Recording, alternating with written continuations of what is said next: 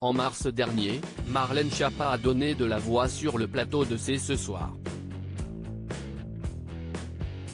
Une altercation face à Andrea Bescond, et des images qui ont inondé les réseaux sociaux. Marlène Schiappa est revenue sur cet incident auprès de Closer. Depuis quelques semaines, Marlène Schiappa est au cœur de plusieurs polémiques. Contre toute attente, elle peut aussi voler au secours de certains collègues qui seraient dans la tourmente.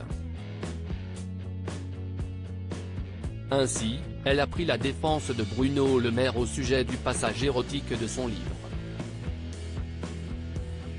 Si est-il en acceptant de paraître dans un numéro du magazine Playboy que la secrétaire d'État, chargée de l'économie sociale et solidaire et de la vie associative, a essuyé de violentes critiques. Un shooting qui a déplu à la première ministre, Elisabeth Borne. Cette sortie a bien sûr été un terreau fertile pour l'opposition, y compris pour Ségolène Royal, révoltée par la une du magazine. Le fait même de dire « Non, mais rassurez-vous, elles n'est pas toutes nues. Non mais oh, si est du délire là. Non mais allô la terre, là. Où on est. Ils sont en train d'expliquer que si est bien parce qu'elles n'est pas toutes nues. Non, mais. Vous vous rendez compte? Même pour elle. Et puis, elle est mère de famille. S'est-elle agacée? Marlène Schiappa ne regrette de s'être emportée face à Andrea Bescond en mars dernier. Marlène Schiappa avait aussi fait parler d'elle pour son clash avec Andrea Bescond, danseuse, metteuse en scène et militante féministe.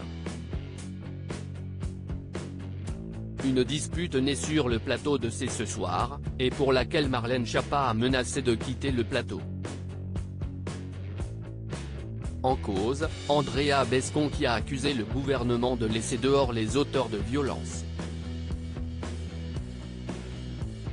Des propos qui avaient fait bondir Marlène Schiappa de son fauteuil.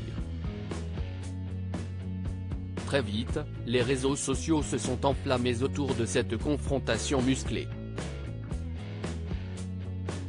Nos confrères de Closer ont demandé à Marlène Schiappa si elle regrettait ce coup de sang. La réponse est non. Je n'ai pas fait Sciences Po, je ne suis pas policier. Je parle avec mes tripes, s'est-elle justifiée. Ce qui m'a vraiment vexé, si est de m'entendre reprocher que je ne connaissais pas personnellement les violences sexuelles, alors que je les connais intimement et familialement de façon directe et dramatique. Quand on fait appel à des souvenirs traumatiques chez moi dans le cadre d'un débat politique, je préfère me lever pour mettre fin à l'échange. Alors, fin de l'histoire?